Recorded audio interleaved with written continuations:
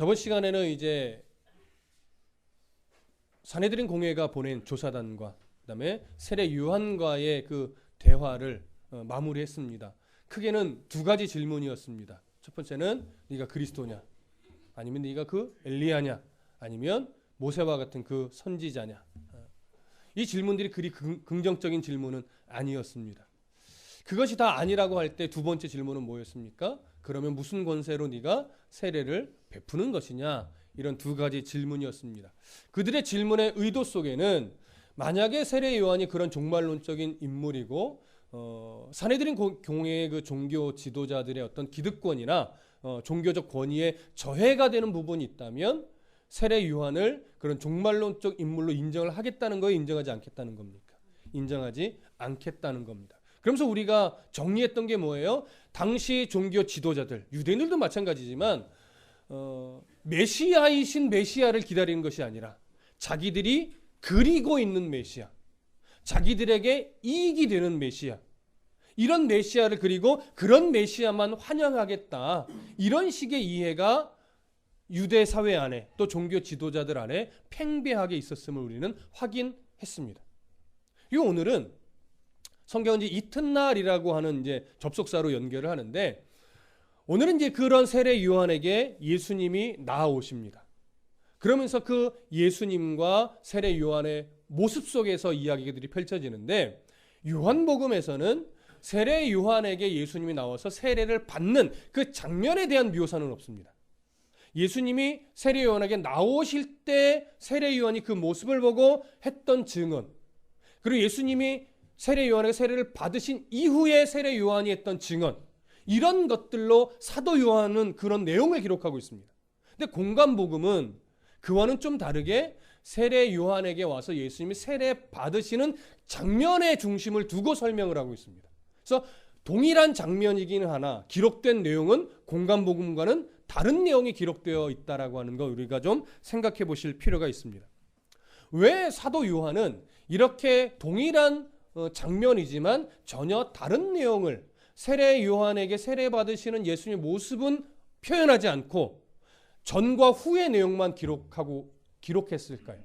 아마도 사도 요한은 지금 이 수신자가 예수님께서 세례 요한에게 세례 받으셨다라고 하는 이 사건은 충분히 알고 있다라고 하는 것을 전제하고 오늘 본문을 기록하고 있는 것으로 여겨집니다. 아마 그렇다면 이유가 있겠죠.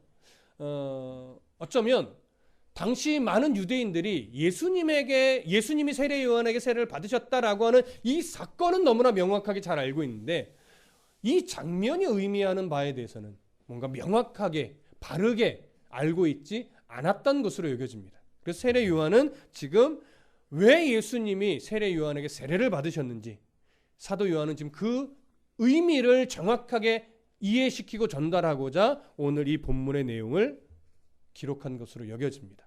그래서 오늘 본문을 우리의 좀 고정관념을 좀 내려놓고 오늘 본문을 살펴보실 필요가 있습니다. 먼저 29절 다 같이 읽어보겠습니다. 시작. 이튿날 요한이 예수께서 자기에게 나아오심을 보고 이르되 보라 세상죄를 지고 가는 하나님의 어린 양이로다. 우리에겐 참 익숙한 구절입니다. 그렇죠? 때로는 암송도 했을 법한 구절이고, 특히 보라 세상죄를 지고 가는 하나님의 어린 양이로다라고 하는 표현은 어떻게 보면 기독교를 표현하는 중요 구절 중에 하나라고도 말할 수 있을 겁니다. 세례 요한은요, 많은 사람들이 늘 세례 요한을 찾아왔어요. 그에게 세례를 받고 또 그의 가르침을 듣고 또 회개를 하며 또 오실 메시아를 또 고대하는 마음까지도 많은 사람들이 품게 되었을 겁니다. 그런데 여느 때와는 달리 한 사람이 자기를 향해 걸어오고 있는데 느낌이 전혀 다른 겁니다. 이전과는 전혀 다른 겁니다. 보통 사람들의 발걸음이 아니라 저분은 자기가 이렇게 광야에서 세례를 베풀며 회개를 선포했던 그 이유가 되시는 분, 그 내용이 되시는 분이라는 사실을 아마 직감했던 것 같습니다. 그래서 오늘 29절에 이렇게 표현합니다. 요한이 예수께서 자기에게 나아오심을 보고, 이거는 좀 표현을 약간 직역에 가깝게 하면 자기를 향하여 오시는 예수님을 보고라고 하는 거예요. 이 보고라는 건 그냥 눈으로 단순하게 봤다라고 하는 차원을 조금 더 넘어서서 집중해서 본 거예요. 관찰하듯이 본 거예요. 왜냐하면 다른 사람들의 발걸음과는 전혀 다른 느낌을 받았거든요. 그래서 저분이 누구지? 라고 하면서 주목하여 관찰하시듯이 그분을 바라봤는데 가까이 오면 올수록 누구라는 걸 확신하게 됐을까요? 그렇죠. 메시아시라는 것. 아직 예수라는 건 모를 수도 있어요. 왜? 얼굴이 뚜렷하게 아직 보였는지 안 보였는지 모르니까. 그러나 멀리서부터 오고 있는데 느낌이 전혀 다르고 그 느낌은 저분이 메시아시구나. 메시아의 걸음을 걷고 나를 향하여 오시는 분이구나. 이런 걸 이제 확실하게 느끼게 된 거죠. 다른 사람은 모르겠는데 세례 요한의 입장에서는 이 순간이 얼마나 감격스러운 순간이겠습니까? 그가 이분 때문에 광야에서 살게 됐고 이분 때문에 세례를 베풀었고 이분 때문에 뭐예요? 회개를 선포했는데 그런데 바로 그분이 오고 계시다라고 하는 사실을 분명하게 느꼈으니 아마도 세례 요한은 그 모습을 느끼는 순간부터 가슴이 설레었을 겁니다. 막 가슴이 벅차 올랐을 거예요. 근데 그분이 가까이 와서 딱 자기 앞에 대면하는 순간 글쎄요, 저는 눈가에 눈물이 그렁그렁 맺혀서 곧 떨어질 순간이지 않았을까 이런 생각을 해보게 됩니다. 그렇게 자신을 향하여 오고 계시는 예수님을 향하여 세례 요한은 이렇게 선포합니다. 보라, 세상 죄를 지고 가는 하나님의 어린 양이로다. 여러분, 우리에게는 너무나 익숙한 구절이에요. 보라, 세상 죄를 지고 가는 하나님의 어린 양이로다. 근데 한 가지 생각해 보시겠습니다. 우리에게는 너무나 익숙하고 너무나 잘 알고 있는 구절인데 이 표현이 당시 세례 요한 주변에 있던 유대인들에게도 과연 익숙한 표현이었을까? 또 한 가지, 사도 요한이 이제 이 글을 쓰면서 수신자들이 있었을 거 아니에요? 그 수신자들이 이 표현을 읽어 내려갈 때 과연 그들에게도 이 표현이 익숙한 표현이었을까? 한번 좀 생각해 보실 필요가 있습니다. 자, 우선 세상 죄를 지고 가는 이 표현을 좀 보시죠. 정확한 의미로는 이겁니다. 세상 죄를 없애는 이란 표현이에요. 왜 세상 죄를 없애는 표현이라는 것이 더 중요하냐면 세상 죄를 지고 간다라고 하는 표현은 사실 이 구절의 의미를 충분하게 풀어내지 못하는 표현이라서 좀 아쉽습니다. 여러분, 구약시대 유대인들의 제사는 유대인들의 죄를 완전하게 없애는 제사였습니까? 아니면 단기간 한 1년 정도밖에 1년이라는 유효기간이 있는 속죄였습니까? 그렇죠? 영원한 속죄가 아니었어요. 근데 예수님이 오셔서 우리들의 죄를 없애주시는 건 유한한 속죄입니까? 영원한 속죄입니까? 그렇죠. 영원하고도 완전한 속죄예요. 그래서 세상 죄를 없애기 위해 이렇게 표현하는 것이 오히려 더 이 본문의 의미를 충분하게 살리는 표현이라고 말씀을 드릴 수 있습니다. 자, 그러면 이 표현이 왜 유대인들에게 익숙하지 않은 표현일까? 이 부분을 좀 생각해 봐야죠. 그렇죠? 여러분, 유대인들에게 있어서 메시아는 누구의 죄를 없애러 오시는 분입니까? 범위. 유대인들의 죄입니까? 온 이방 사람들을 포함한 온 세상의 죄입니까? 유대인들에게 있어서는요, 유대인들의 죄를 없애러 오시는 분이에요. 무슨 말씀 이해되십니까? 그런데 세례 요한은 유대인의 죄, 우리의 죄, 이스라엘의 죄라고 표현하지 않고 뭐라고 표현해요? 세상의 모든 죄를 없애려고 오시는 분이에요.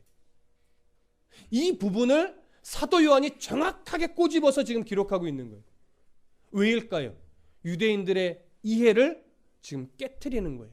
너희들은 메시아가 너희들의 죄만 속죄하려고 오시는 분으로 여기고 있지만, 그리고 있지만 사실 메시아는 유대인들의 죄만을 없애려고 오시는 분이 아니라 세상의 모든 죄, 이방인들을 포함하여 때로는 다른 피조물까지도 포함이 되는 겁니다. 모든 세상의 죄를 없애기 위하여 오시는 분이라는 사실을 명확하게 드러내기 위해서 세상의 죄라고 하는 표현을 사용하는 겁니다. 무슨 말씀 이해되시죠? 그 범위를 넓게 보셔야 돼요. 그래서 유대인들은 이 표현이 그리 마음에 드는 표현일 수 없습니다. 무슨 말씀 이해되시죠? 그리고 나서 이어지는 표현을 보십시오. 세상의 죄를 없애기 위해 오신 하나님의 어린 양이라고 표현합니다. 여기서 어린 양은 헬라어로 암노스라는 단어를 쓰는데 하나님의 어린 양이라고 하는 이 표현 자체도 우리는 너무나 익숙한 표현이잖아요. 딱 이건 기독교적 이미지예요. 하나님의 어린 양, 그렇죠? 그런데 신약 성경을 통틀어서 볼 때 하나님의 어린 양이라는 표현이요 몇 번 정도 사용됐을까요? 횟수로 몇 번 정도 이 표현이 사용됐을까요? 10번 이하 10번 이상, 50번 이상 50번 이하. 1번일까요? 2번일까요? 1번, 4번 4개가 되는구나. 그렇죠? 나름 꽤 많이 사용됐을 것으로 여겨지지 않으십니까? 그런데 10번이 넘지 않습니다. 딱 4번 사용됩니다. 그것도 오늘 이 29절을 포함해서 요한복음에 2번, 그리고 사도행전에 1번, 그 다음에 베드로 전서에 1번, 딱 4번 써요. 그런데 어린 양이라는 표현이 사실 계시록에 가보면 되게 많이 사용돼요. 근데 다른 단어를 쓰고 있습니다. 헬라어 성경으로 보면, 한글 성경으로 똑같은데 헬라어 성경으로 보면 다른 단어를 써요. 그러니까 암노스라고 하는 단어를 사용하여 표현한 어린 양은 신약 성경에 딱 4번 쓰는 거예요. 사도 요한이 이런 표현을 기록했다라고 하는 것은 분명히 의도가 있을 겁니다. 한번 그 부분을 생각해 보시죠. 세례 요한이 자기가 이제 세례 요한이 말을 하는 거고 사도 요한이 그분을 기록한 거잖아요. 세례 요한이 세상 죄를 지고 가는 하나님의 어린 양이다라고 표현할 때 무엇을 근거로 하여 이런 표현을 썼을까요? 세례 요한은 무엇을 근거로? 크게 2가지를 좀 생각해 보실 필요가 있습니다. 이사야 선지자의 메시아에 대한 예언, 그렇죠? 한번 확인해 보십시오. 이사야 53장으로 가봅니다. 구약 성경 이사야 53장 7절로 가보겠습니다.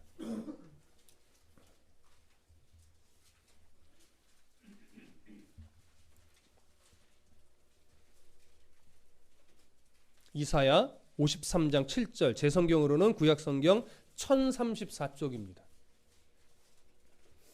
이사야 53장 7절. 자, 찾으신 분들 함께 읽습니다. 시작. 그가 곤욕을 당하여 괴로울 때에도 그의 입술을 열지 아니하였으며 마치 도수장으로 끌려가는 어린 양과 털 깎는 자 앞에서 잠잠한 양같이 그의 입을 열지 아니하였도다. 메시아, 유대인들의 시선에서 유대인들의 죄를 없애주실 메시아에 대한 예언으로 세례 요한도 알고 있고 유대인들이라면 다 알고 있는 내용입니다. 메시아의 고난받는 메시아에 대한 예언이지요. 자, 이런 그들의 어떤 이해 때문에 이 표현을 근거로 세례 요한은 세상 죄를 지고 오는 하나님의 어린 양이라는 표현을 했을 겁니다. 그런데 또 하나의 좀 그림이 있죠. 구약 시대.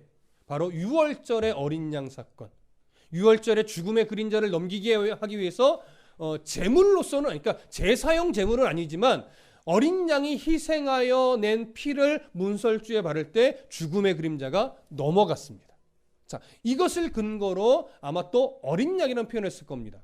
재밌는 것은 지금 세례 요한에게 예수님이 오셨을 그때가 어느 절기가 가까운 때냐면 유월절이 가까웠을 때예요. 그러니까 예루살렘을 기준으로 멀리 사는 사람들이 유월절에 제물을 바칠 양들을 곳곳에서 몰고 예루살렘으로 향하여 가는 모습을 쉽게 볼 수 있는 시절입니다. 있는 때입니다. 그렇다면 이 상황도 세례 요한은 오시는 예수님을, 오시는 메시아를 드러내기 위해 좋은 표현으로 염두에 두었을 것이고, 이런 어떤 구약의 이사야의 예언이나 이 절기적 이해 때문에 오시는 예수님을 이스라엘 주변에 있던 사람들에게 드러내기 위해서 뭐라고 표현을 해요? 보라, 세상 죄를 지고 가는 하나님의 어린 양이로다. 이런 표현을 하게 되는 겁니다. 자, 그렇다면 이제 생각해 보실 필요가 있습니다. 여러분들은 보라, 세상 죄를 지고 가는 하나님의 어린 양이로다 라고 하는 표현을 딱 들으면 우리에게 있어서는 예수님의 어떤 모습이 딱 떠오릅니까? 첫 번째는 고난 받으시는 예수님의 채찍에 맞고 또 십자가에 달리시고 또 옆구리에 창이 찔리고 양손과 양발에 못이 박히고, 근데 여기서 끝나지 않죠. 우리들의 이해는 딱 어떤 모습이 떠올라요? 십자가에서 생명을 내어주시는 모습이 딱 떠오릅니다. 그런데 세례 요한도 마찬가지고 당시 유대인들은 이런 표현을 딱 들으면 어떤 메시아상이 떠오를까요? 고난받으시는 메시아에 대한 이해는 분명히 가지고 있어요. 그런데 유대인들은 죽으시기 위해 오시는 메시아를 떠올릴까요? 그 생각 할까요? 안 할까요? 안 하죠. 왜 안 할까요? 그들은요, 기다리는 메시아상이 딱 있어요. 정치적으로 로마에 앞서서 독립시킬 메시아, 군사적으로 이방의 여러 나라들보다 더 부강하게 만들어줄 메시아, 이 배고픔을 해결해줄 메시아, 우리의 아픔을 씻어줄 메시아, 이런 메시아, 기다리는 메시아상이 딱 그리고 있어요. 이런 메시아가 와야만 하는 거예요, 유대인들에게는. 그러니 이런 소리를 들을 때 메시아를 떠올리기는 하나 채찍에 맞고 십자가에 달리고 죽음을 맞이하게 되는 이런 메시아는 떠올리지 않습니다. 하다못해 세례 요한도 예수님이 죽을 걸 생각했을까요? 생각하지 않습니다. 못했습니다. 안 했다기보다. 왜? 그도 어느 정도는 그런 이해를 갖고 있기 때문에 그래요. 여러분, 베드로는 예수님 죽으실 걸 생각했습니까? 죽으시면 안 된다고 강압적으로 앞서서 막기까지 했단 말이죠. 당시 제자들까지도 예수님이 메시아라는 걸 인정했지만 예수님이 죽으신다는 건 인정하지 못했던 때예요. 나중에 그걸 확실하게 이제 깨닫고 부활의 예수님을 만난 이후에 죽기까지 순종하는 걸음을 걸었지만, 그들도 주님과 동행할 때까지는 이 예수님은 우리를 위해 죽으실 분이라고 전혀 생각하지 못합니다. 그 이유는 바로 저번 시간에도 살펴봤듯이 자기들이 그려놓은 메시아가 있기 때문에 그래요. 그런 메시아가 와야만 한다고 생각하기 때문에 그런 메시아가 안 오면, 아니면 반갑지 않은 거예요. 받아들일 용의가 없는 거예요. 그런 메시아가 와야 돼요. 여러분, 오늘 우리는 좀 다르겠습니까? 우리가 수없이 예배하고 또 설교를 듣고 성경을 읽고 성경을 공부하고 말씀을 그렇게 배우지만, 여러분, 우리도 동일하게 내가 원하는 하나님을 자꾸 만들어 놓고 살아가지 않습니까? 하나님이 원하시는 모습으로 나를 바꿔내는 씨름하기보다 내가 원하는 모습으로 하나님이 바뀌어주시길, 내가 원하는 모습으로 하나님이 행동해 주시길 요구하고 기다리고 떼쓰는 게 사실 우리의 모습이 아닙니까? 여러분, 유대인들과 별반 다르지 않습니다. 우리 안에 먼저 깨져야 될 게 뭐예요? 내가 원하는 하나님의 모습을 좀 깨트리셔야 돼요. 하나님이 원하시는 내 모습으로 내가 바뀌어질 준비와 각오와 이 결심에 따른 행동들이 일어나야 됩니다. 내가 원하는 하나님으로 좀 바꿔달라고 떼쓰는 그런 성도는 우리는 되지 말아야 될 겁니다.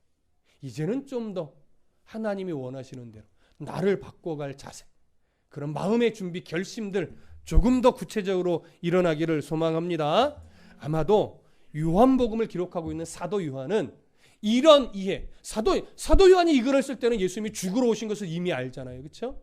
그러나 그 수신자들, 이 수신자들에게 예수 그리스도에 대해서 이런 잘못된 이해를 깨트리는 거예요. 너희들도 알지 않느냐? 예수님이 오셔서 세례 요한에게 세례 받으신 건, 그건 예수님이 세례 요한에게 복종하셨다라고 하는 의미도 아니고, 그 예수님은 너희들을 경제적으로, 정치적으로, 군사적으로 부강하게 해주려고 오신 것도 아니고, 바로 우리들의 죄를 영원히 속죄하기 위해서 자기의 생명을 내어주러 오신 분이다.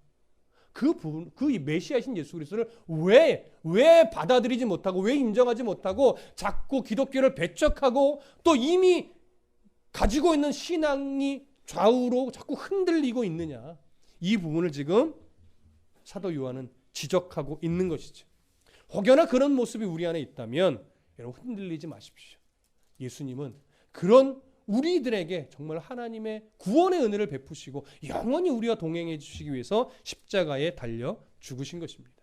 자, 조금 더 살펴보시죠. 30절, 31절 함께 읽습니다. 시작. 말하기를 내 뒤에 오는 사람이 있는데 나보다 앞선 것은 그가 나보다 먼저 계심이라 한 것이 이 사람을 가리킴이라. 나도 그를 알지 못하였으나 내가 와서 물로 세례를 베푸는 것은 그를 이스라엘에 나타내려 함이라 하니라. 15절에 사실은 이미 언급했던 내용이기도 합니다.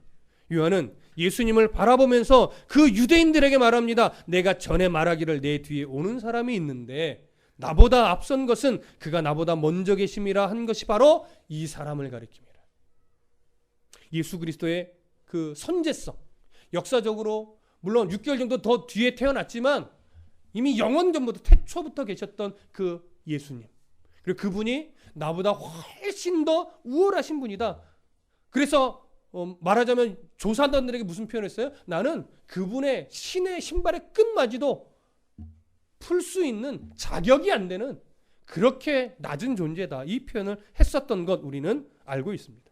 이런 표현을 나도 그를 알지 못하였으나 이렇게 표현합니다. 여러분 어떤 차원에서 알지 못했다는 걸까요? 사도 요한은 예수님을 지금 처음 보는 걸까요? 그렇게 보기는 어려울 겁니다. 이전에도 한번 나눴지만 친척이에요. 먼 친척은 아닙니다. 근데 기록상 유년 시절이나 청소년 시절을 함께 보냈다라고 하는 기록은 없어요. 근데 그런 기록이 없다고 해서 한 번도 만난 적이 없다라고 보기는 어렵죠. 그러니까 사도 요한은 분명히 예수님의 존재는 알고 있고 얼굴도 알았을 거예요. 근데 뭘 몰랐을까요? 내 친척인 예수가 메시아였구나라고 하는 사실은 어릴 때는 알지 못했다라고 하는 것이죠. 근데 지금은 성령의 은혜로 말미암아 오시는 예수님의 걸음을 보았는데 가까이 와서 보니까 얼굴을 알고 나서 보니까 예수님인데 그가 메시아라는 사실을 이제서야 알게 된 거죠. 그래서 나도 그를 알지 못하였는데 이런 표현을 하고 있는 겁니다.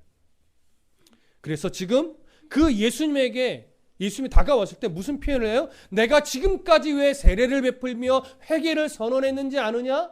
바로 이 메시아이신 예수를 이스라엘 가운데 나타내기 위해서다. 드러내기 위해서다 하면서 자신을 철저하게 낮추고 철저하게 예수 그리스도, 메시아이신 예수 그리스도를 지금 높이고 있는 겁니다.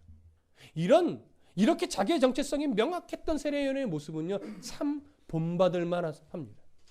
우리의 삶도 목회의 삶도 마찬가지죠.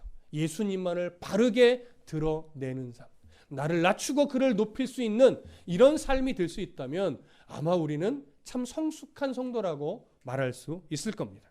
자, 이제 세례 요한이 예수님에게 세례를 베푼 이후의 내용으로 이제 넘어갑니다. 32절 함께 읽겠습니다. 시작.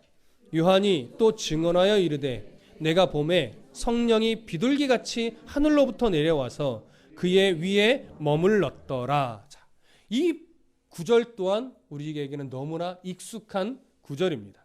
근데 조금 더 확인해 보실 필요가 있는 내용인데 요한이 또 증언하여 이르되라고 하면서 이제 예수님에게 세례 요한이 세례를 베푼 이후에 그 세례를 베푸는 과정 중에 일어났던 일을 증언하는 내용이죠.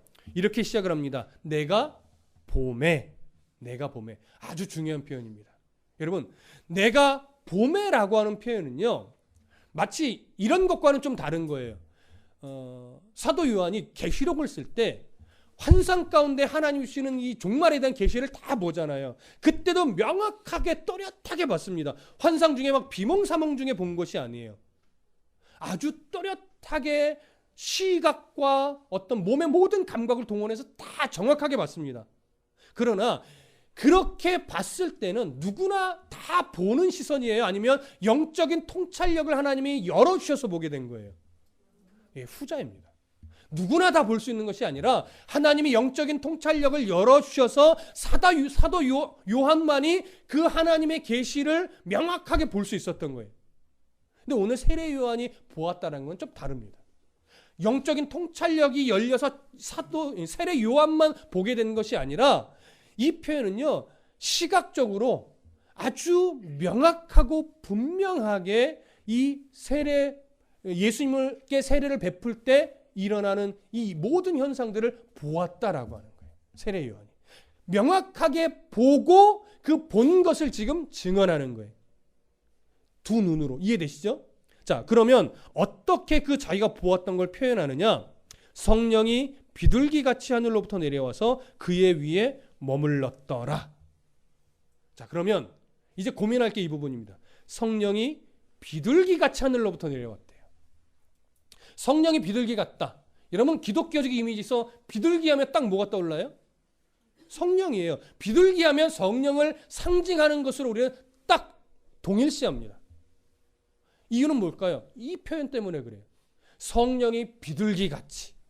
그런데 여러분 지금도 이제 고민하실 건 성령이 비둘기 같다라고 하는 것이 성령이 임재하신 어떤 모양적인 표현일까?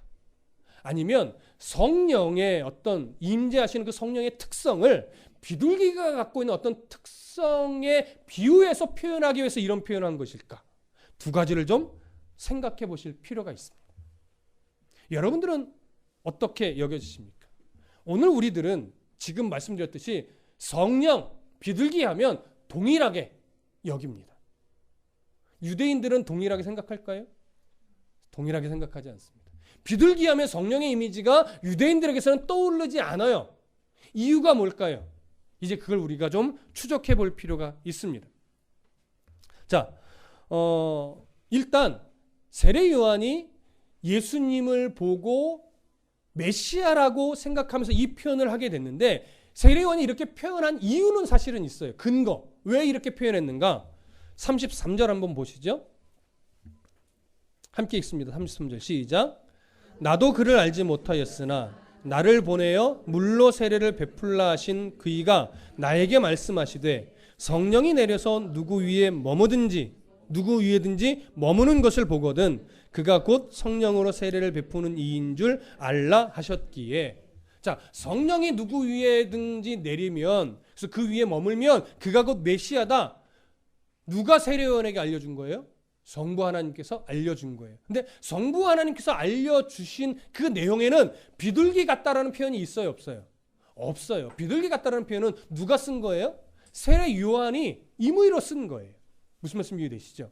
자, 그렇다면 세례 요한이 이 비둘기 같다는 표현을 썼을 때는 분명히 이유가 있을 거예요. 어떤 이유인지를 이제 우리가 찾아가 보는 겁니다. 그러면 공관복음의 이 세례 요한이 세례를 베풀 때 성령이 임하신 이 표현은 공관복음에서는 어떻게 표현되는지 한번 보면서 비교하면서 확인을 좀 해 보겠습니다. 먼저 어디를 보시냐면 마태복음으로 가보시죠. 3장 16절.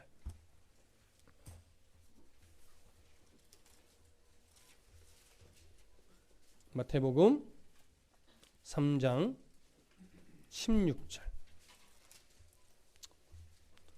찾으셨으면 함께 읽겠습니다. 마태복음 3장 16절 시작. 예수께서 세례를 받으시고 곧 물에서 올라오실새 하늘이 열리고 하나님의 성령이 비둘기같이 내려 자기 위에 임하심을 보시더니. 자, 이제 한 구절 더 찾습니다. 마가복음 1장 10절. 마가복음 1장 10절.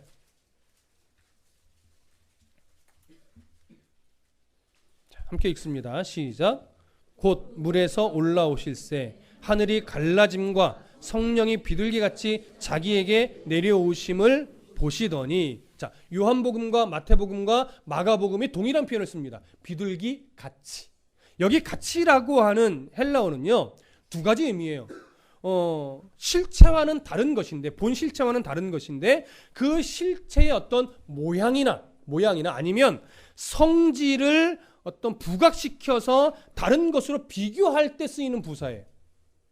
그러니까 모양을 설명하기 위해 비둘기를 표현했을 수도 있고 성질을 표현하기 위해 비둘기를 표현했을 수도 있는 거예요. 자, 모양을 설명하기 위해서라면 성령이 임재하시는 모습을 두 눈으로 봤는데 무슨 모양처럼 내려오신 거예요? 비둘기 모양처럼 내려오신 거예요. 만약에 성질을 표현한 것이라고 하면 예를 들어서 비둘기의 순결함이나 이런 것들을 순결하신 성령의 모습으로 표현하여 그렇게 순결하신 성령이 임재하셨다, 이런 의미가 될 겁니다. 아직 둘 중에 하나를 우리가 선택하기는 조금 이릅니다. 한 구절 더 찾아보겠습니다. 누가복음 3장으로 가보겠습니다. 누가복음 3장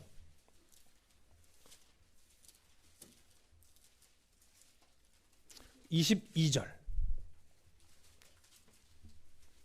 누가복음 3장 22절. 찾으셨으면 함께 읽겠습니다. 시작. 성령이 비둘기 같은 형체로 그의 위에 강림하시더니 하늘로부터 소리가 나기를 너는 내 사랑하는 아들이라 내가 너를 기뻐하노라 하시니라. 조금 다른 표현이 등장합니다. 여기서는 어떻게 해요? 비둘기 같은 형체로. 약간 느낌이 오십니까? 한 구절 더 찾아보겠습니다. 사도행전. 공간 복음은 아니지만 사도행전 2장으로 가볼게요.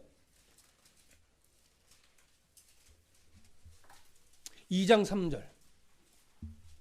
사도행전 2장 3절. 자, 함께 읽겠습니다. 사도행전 2장 3절 시작. 마치 불의 혀처럼 갈라지는 것들이 그들에게 보여 각 사람 위에 하나씩 임하여 있더니. 자, 어느 상황입니까? 마가의 다락방에, 오순절 마가의 다락방에 성령이 모인 무리들 가운데 임하시는 거 장면이에요. 이 장면을 함께 있던 사람들은 다 눈으로 목도한 거죠. 근데 목도했는데 성령이 어떠한 모습으로 그들 가운데 임재하시는 걸 본 거예요? 불의 혀처럼 갈라지는 모습으로 임재하신 걸 본 거예요.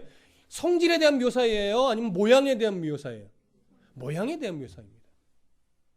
자, 불의 혀처럼 갈라지는 모습을 동물로 표현하면 마치 뭐처럼 표현이 될 수 있을까요? 저는 왠지 비둘기와 비슷한 모양일 것처럼 여겨집니다.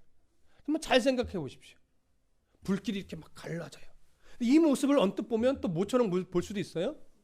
비둘기가 쫙 내려오는 모습으로, 부리를 아래로 향하고 날개를 펴서 쫙 내려오는 모습으로 저는 여겨질 것 같은 거예요. 저는 뭐 학자의 이야기가 아니라 저는 이 두 구절을 비교해 볼 때 충분히 그럴 것 같아요.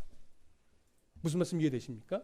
성경이 이처럼 종종 성령의 임재가 사람의 눈으로 볼 수 있게 임재하는 표현이 이렇게 기록이 되어 있어요. 그렇다면 세례 요한이 예수님께 세례를 베풀 때 하늘에서 성령이 임재하시는 모습을 두 눈으로 목도했는데 이때 사도 세례 요한만 봤을까요? 모여있던 그 당시 모여있던 유대인 무리들도 봤을까요?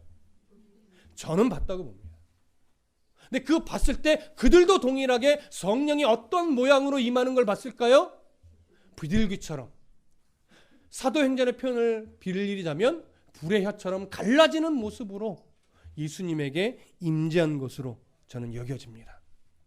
그래서 이런 것들을 종합해 볼 때 세례 요한이 예수님에게 세례를 베풀 때 성령이 비둘기같이 임했다라고 하는 것은 비둘기의 어떤 성질을 표현하여 뭐 순결하신 성령을 드러낸다든가 아니면 노아의 방주 때 비둘기를 내보내서 이제 물이 빠진 걸 확인하고 새 시대가 열렸잖아요. 그래서 이것을 가지고 이제 새 시대가 열렸음을 상징하는 표현이다. 이렇게 말하는 학자들도 있는데 이런 견해에 잘 동의가 되지는 않습니다. 그저 다른 상징적 의미가 아니라 임재하신 모양을 시각적으로 표현한 것으로 저는 봅니다. 여러분들은 어떻게 여겨지십니까? 그럼 왜 이렇게 시각적인 표현했을까요? 그럼 이거죠. 너희들도 두 눈으로 보지 않았느냐? 예수님의 머리 위에 그 하나님의 성령이 비둘기 같은 모양으로 임하시는 장면을 너희들도 보고 경험하지 않았느냐? 너희들도 들어서 알지 않느냐? 그런데 왜 그 예수를 메시아로 인정하지 못하느냐? 그런데 왜 그 예수님을 메시아로 우리가 섬기는 기독교를 너희들이 배척하느냐? 그리고 또 너희들은 왜 그 믿음에서 흔들리느냐?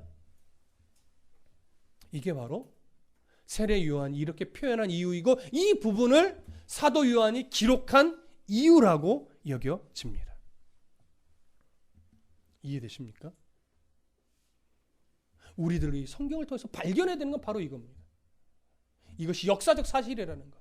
이때의 사람들은 두 눈으로 성령이 그렇게 임재하시는 것을 목도했었다라고 하는 이 역사적 사실을 우리가 인정하고 오늘 우리들의 믿음으로 받아내야만 하는 거죠. 근데 그렇게 임하셨는데 보편적으로 사람에게 임할 때는요, 그렇게 임하실 뿐이라고 표현하지만 예수님에게는 약간 다른 표현을 씁니다.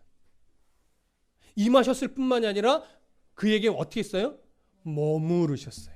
여러분, 머물렀다라고 하는 것은요, 지속적으로 함께 거하며 교제하신다는 의미입니다. 왜 그러면 머무른다는 표현? 예수님이 성령의 임재로 그 위에 임하셨고 그 안에 머무른다는 표현이 왜 중요할까요? 이 부분은요, 하나님께서 예수님에게 친히 기름 부으신다는 의미로 우리가 봐야 됩니다. 예수님에게는 삼중직이 있다라고 보통 신학적으로 설명합니다. 왕 되신 예수님, 제사장 되신 예수님, 선지자이신 예수님. 근데 이 모든 예수님의 이 직분이 다 누구를 위한 직분이에요? 우리를 구원하고 우리를 하나님의 나라로 인도해가는 이런 차원의 직분입니다. 근데 그 직분을 이미도 사실 가지고 계시지만 하나님이 공개적으로 이스라엘 무리 앞에서 그분에게 기름 부어 왕으로서, 제사장으로서, 선지자로서 공인시키는 장면을 오늘 이 장면으로 보기도 하는 겁니다. 공식적으로 이제 예수님은 그 사명, 왕으로서, 제사장으로서, 선지자로서의 사명을 감당할 이제 출발점이 된 겁니다. 그리고 공생의 사역을 이제 시작하시는 거죠. 그 출발점을 바로 이 기름 붓는 사건으로 오늘 이 장면을, 이 세례 사건을 보게 되는 것입니다. 이해되시죠? 마지막 34절 함께 읽습니다. 시작. 내가 보고 그가 하나님의 아들이심을 증언하였노라 하니라.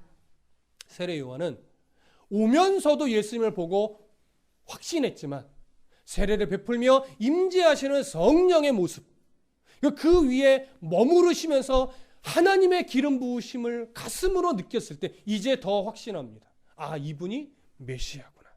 그래서 많은 무리 앞에서 무엇을 증언해요? 바로 이분이 하나님의 아들이시다. 다른 말로 하면 바로 이분이 메시아다. 이것을 증언하여 드러낸 겁니다. 명확하게 증언했는데 사도 요한이 이 부분을 또 기록한 이유는 뭐겠어요? 많은 유대인들이 이런 예수님을 인정하지 않고 기독교를 핍박하거든요. 회당에서 배척하거든요. 특히 여러 이방 땅에 세워진 회당에서 유대인들이 이런 예수님을 인정하지 않고 기독교인들을 배척하기 때문에 또 이런 어렵고 힘든 상황 속에서 유대인 기독교인들이 믿음이 흔들리니까 흔들리지 마라. 배척하지도 말고 흔들리지도 마라. 바로 너희들이 그때 보고 듣고 경험하지 않았느냐? 하늘에서 하나님의 성령이 비둘기의 모양으로 임재하셔서 그 안에 머물러 하나님의 기름 부음 받은 그 예수 그리스도, 그분이 메시아임을 세례 요한이 증거했는데 너희들은 왜 그것을 자꾸 거절하느냐? 이게 지금 사도 요한이 수신자들에게 하고 싶은 말인 겁니다. 오늘 우리도 이 세상을 살아갈 때에 우리들도 믿음이 때로 흔들릴 경우가 많습니다. 하나님을 떠날 수는 없는데 원망스러운 일이 얼마나 많습니까? 하나님을 버릴 수는 없는데 하나님이 나를 버린 것처럼 여겨질 때가 얼마나 많습니까? 그런데 여러분, 우리가 그런 마음에 빠질 때는 다 이유가 있습니다. 내가 하나님의 모습을 그려놓고 그대로 안 해주시기 때문에 내가 실망이 되고 마치 하나님이 나를 버린 것 같고 하나님이 나를 외면하시는 것 같고, 그게 뭐예요? 내가 그린 하나님의 모습을 그 밖의 모습으로 하나님이 나를 이끌어 가시기 때문에 그게 싫은 거예요. 그게 실망하는 거예요, 여러분. 그러나 그거 깨트리셔야 됩니다. 내가 기대하는 하나님이 내가 원하는 대로 내 삶을 이끌어 주시기를 자꾸 기대하면 원망과 실망과 절망으로 가지만, 내가 어떤 모습에 있든지 성경에 보니까 하나님은 우리를 버리시지 않으신다고 약속하셨어. 내가 어떤 형편에 놓여 있든지 하나님은 절대 우리를 외면하시지 않는다고 성경은 구약에서 신약까지 철저하게 약속하고 계셔. 그게 하나님이고 그게 예수님이 이 땅에 오신 이유이고 그것 때문에 하나님이 예수님 머리 위에 성령을 비둘기처럼 임하게 하신 거야. 이렇게 성경에 기록된 하나님을 내가 바라보려고 해야지. 그 얄팍한 믿음의 수준을 가지고 하나님은 내게 이래야만 돼 라고 그려놓으시면 우리의 인생 속에서 우리는 하나님에 대해 실망하고 절망하고 섭섭한 일만 생기는 겁니다. 그러지 않는 신앙의 수준이 바로 성숙한 신앙으로 가게 되는 것이죠. 여러분, 예수님이 누구신지, 왜 이 땅에 오셨는지, 하나님 왜 예수 그리스도를 이 땅에 죽게 하려고 보내셨는지, 그리고 하나님 우리를 대하여 어떻게 대우하시는 분인지 앞으로 성경을 통해서 더 명확하게 바라보시고 하나님에 대한 실망이 아니라 오히려 더 깊이 하나님을 알아가고 더 하나님을 더 온전하게 신뢰하게 되는 그런 성숙한 신앙으로 자라가시기를 우리 간절히 축복합니다.